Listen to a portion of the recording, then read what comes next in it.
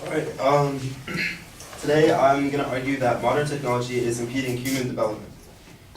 First of all, rapid technological advances are expeditiously changing societal norms. We often subconsciously change our values to adapt to new technologies and new social media platforms. In a study by Howard Bowser, he states that it's not technology itself that challenges our values, but rather the things that we do to accommodate these technological revolutions that can inadvertently undermine our values. So in order to keep up trends, we often change our values in very minute ways to adjust for these differences in technologies.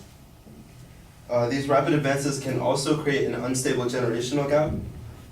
Just think about all the changes in technology that have occurred in the past 20 years. There's a huge difference between our parents' lives and our lives in terms of the technology that they had accessible to them at the time.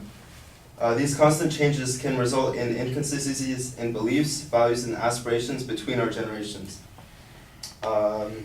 There's also enormous lifestyle changes in the upcoming years, and we spend more time adapting to these changes rather than actually embracing the beauty of our lives. So it also harms us in that way too.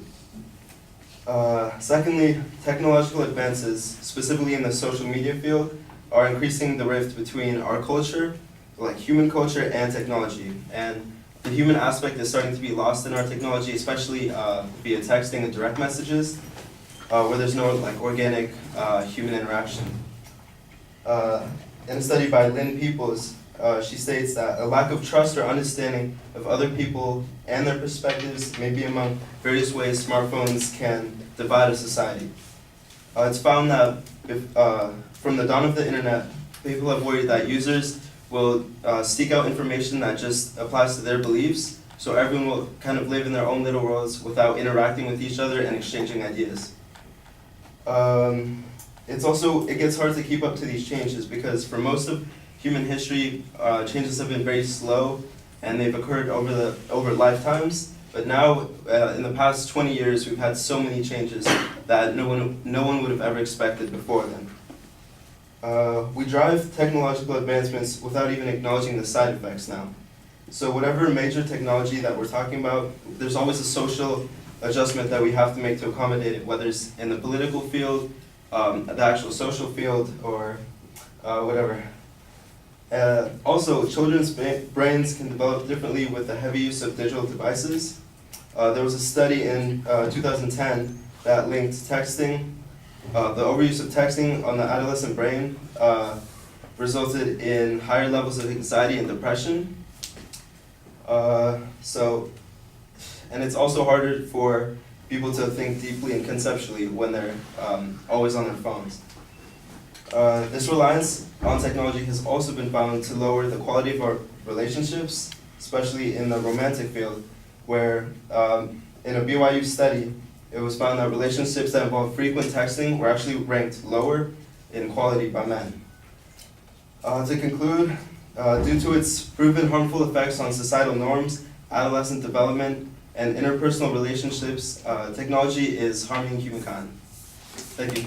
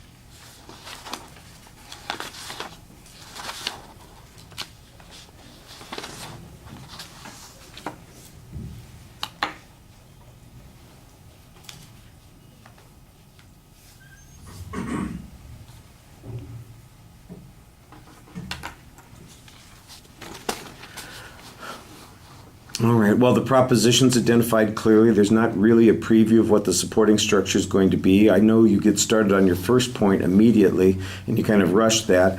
You talk about how, I thought you had a good quote on that first point about how all these problems are going to occur and we're having to adapt to the new technologies and change our values.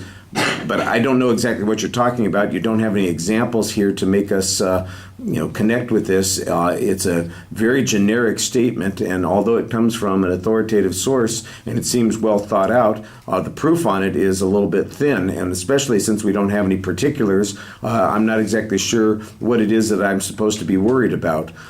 There is a signpost on your second point in the body of the speech, so there is a structure here, and I can pick that out as I'm listening, and that's a good thing.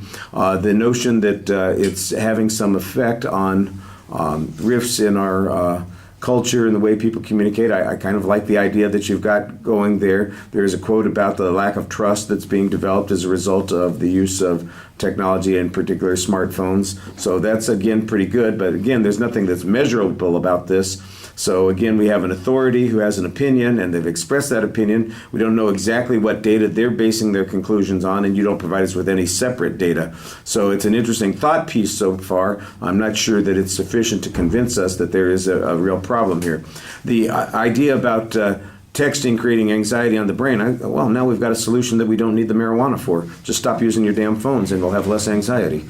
I guess that's apparently the answer on that one. On the third point on the relationships, I like the example that you had, and you did have a study here that talked about how men found the relationships less satisfying as a result of the frequency with which texting was involved. I think that's a good start on that particular point, but it feels like it's just about the first step on the argument, and again, there needs to be a little bit of follow-through.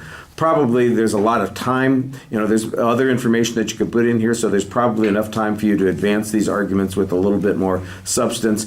I think they're nicely expressed ideas. I think that there's thought behind them, and the opinion evidence is okay, but if we're going to be trying to convince people of the truth of your position, I think you need some more substantive information to go along with that. All right, thank you.